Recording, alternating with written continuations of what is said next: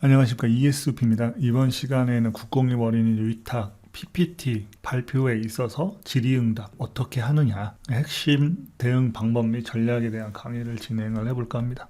일단은 심사위원이 잘못된 지적을 할 수도 있고 맞는 지적을 할 수도 있고 근데 모르는 질문을 할 수도 있고 또 내가 아는 질문인데 제대로 답변을 하기가 좀 어려워서 잘 못하는 경우도 있고 또 그리고 감정이 상하거나 또는 기분 나쁘게 해서 거기서 이제 어떤 대립이나 의견 충돌 심사위원을 약간 기분 상하게 한다거나 이런 여러 가지 문제들이 있는데 이런 부분들을 어떻게 잘 해소를 하고 어떻게 잘 대응을 해서 좋은 평가를 받느냐 또는 심사위원에게 나를 좀 어떻게 어필을 하거나 좀 호감적으로 다가갈 수 있느냐 이런 방법에 대해서 알려드리는 시간을 갖고자 합니다.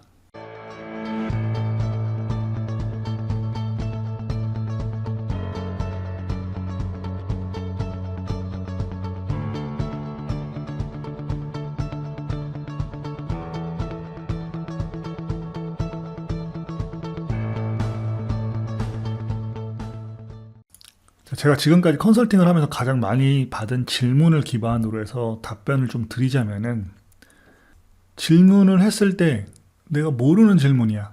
아, 죄송합니다. 그건 제가 잘 모르겠습니다. 이렇게 답변하면은 여러 가지 상황들이 있겠지만은 일단은 그 심사 환경 분위기가 무능하고 좀 무지한 사람처럼 보일 수 있습니다. 저것도 모르면서 그 국공이 원장하려고 그래? 약간 이런 의미가 될 수가 있다라는 거죠. 그래서 모른다고 해서 저는 모릅니다. 이렇게 당당하게 이야기하는 거는 굉장히 잘못된 거고 오히려 악영향을 줄 수가 있습니다. 두 번째는 심사위원이 지적을 했어요. 근데 그 잘못된 지적이야. 내가 그 부분에 대해서 정확하게 팩트를 알고 있어. 예를 들어서 유아반 교사 같은 경우는 정부 보조금이 30%인데 심사위원이 왜 80%인데 30% 했냐. 이런 지적을 할 수가 있잖아요.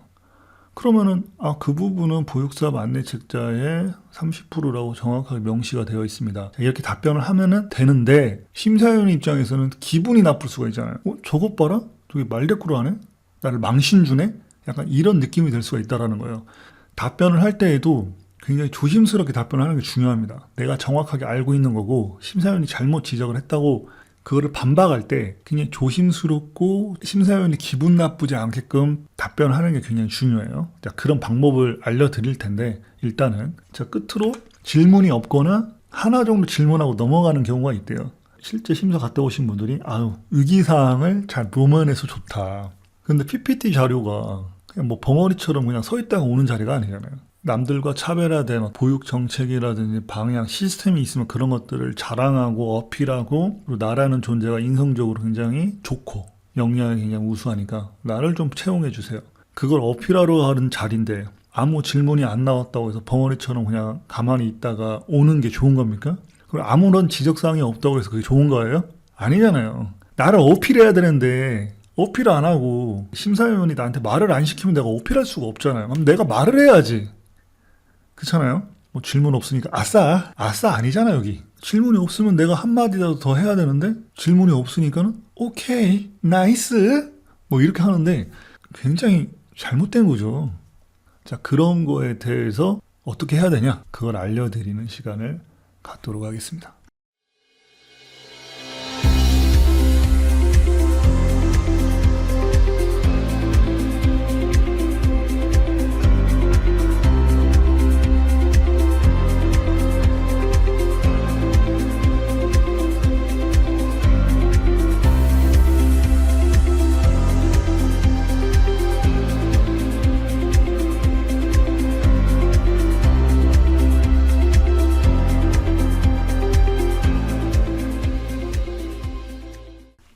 저도 잘 안 되는 부분이에요. 근데 이제 말의 표현에 있어서 똑같은 말이라도 내가 어떻게 강약 조절을 하느냐 또는 내가 어떤 자세로 접근을 하느냐에 따라서 이 표현의 방법이 굉장히 달라집니다.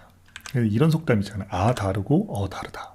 예를 들어 똑같은 표현이라도 강약 그리고 자세, 제스처 이런 거에 따라서 굉장히 달라지는데 네 감사합니다. 이렇게 얘기하는 것과 그래요? 감사해요? 똑같은 감사인데 약간 다르잖아요. 야 가서 저것 좀 해봐. 이것과 좀 저것 좀 해줄 수 있어? 이렇게 하는 것과 좀 다르잖아요. 표현의 방법에 따라서 상대방이 받아들이는 게 굉장히 달라진다라는 거죠. 심사도 마찬가지예요. 심사위원이 질문을 했을 때 굉장히 공손하고 낮은 자세로 심사위원을 존경하는 마음, 또는 내가 약간 굉장히 공격받는다는 느낌, 또는 좀 심사위원한테 좀 살살 좀 해주세요, 약간 이런 제스처를 취했을 경우에 그 굉장히 호감적으로 다가갈 수가 있거든요. 심사위원이 진짜 작정하고 쟤 한번 담궈야겠다, 약간 이런 생각을 갖고 왔지만 그 내가 어떻게 대응을 하느냐에 따라서 심사위원이 그 마음을 고쳐먹을 수가 있다는 거예요.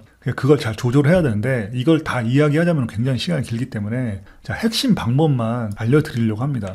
자, 질의응답을 할 때에는 이 타임테이블이라는 게 있어요. 타임테이블이라는 건 뭐냐면 내가 답변을 한 1분 정도로 한다고 하면은 그 1분을 그냥 막 두리뭉실하고 내가 하고 싶은 말 막 하는 게 아니라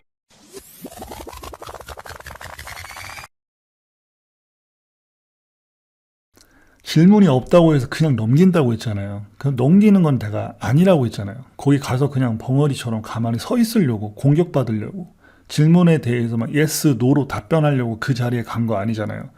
내 차별점이나 내가 경쟁에서 우위를 다질 수 있는 이야기를 마음껏 하기 위해서 그 자리를 간 거거든요. 굉장히 소중한 자리잖아요. 그렇다고 심사위원이 질문을 하지 않고 나에게 어떠한 얘기도 하지 않았다고 그냥 가만히 있으면 안 된다고 했잖아요. 자, 그럴 때는 먼저 치고 들어가세요. 제가 마지막으로 한마디만 말씀드리겠습니다 하면서 그 시간은 무한대예요. 그냥 내 시간대로 쓰는 거예요. 시간이 정해져 있지가 않아. 질의응답은 뭐 30분을 할 수도 있고 1시간을 할 수도 있고, 근데 선생님처럼 답변을 안 하고 그냥 가만히 있으면 5분 할 수도 있고 1분 할 수도 있는 거예요. 그러니까 거기에서 시간을 내가 많이 쓰자는 거예요. 자, 어떤 이야기를 하면 좋냐, 뭐 여러 가지 준비를 할 수가 있어요. 근데 의미 있고 조금 유식해 보이고 역량이 있어 보이게끔 이야기를 하는 게 좋겠죠. 그래서 어떤 이야기를 하는 게 좋냐, 맞벌이 부부에 대한 보육 지원. 그러니까 지금 현재 어린이집을 운영하는 가장 궁극적인 목적은 맞벌이 부부에 대한 지원 때문에 보육사업 이런 것들을 하는 거거든요, 정부에서. 그리고 이제 두 번째는 사회적으로 이슈화되고 있는 문제점, 아동학대 문제를 어떻게 예방할 거냐, 이 예방체계나 방법, 뭐 매뉴얼, 솔루션 이런 것들을 가지고 가서 답변을 하면 좋고, 두 번째는 부실급식 문제. 이거를 내가 바른 먹거리, 그래서 부모가 믿고 맡길 수 있는 어린이집을 어떻게 만들겠냐, 뭐 이런 비전이나 목표를 갖고 이야기하시는 것도 좋고, 그 취약보육 개선, 다문화라든지 뭐 야간 연장, 장애아 보육에 대해서 내가 어떻게 보육계획을 수립해서 지역 환경과 수요에 맞게끔 운영을 할 건지, 뭐 이런 이야기들, 이런 의미 있고 정책적으로 고도화된 이야기들을 하면은 가산점을 받을 수 있고, 그 원장에 대한 능력이라든지 이런 것들 충분히 어필을 할 수 있기 때문에 이런 거를 사전에 준비를 해서 가지고 가시면 돼요. 자, 여기까지 하고 마무리하도록 하겠습니다.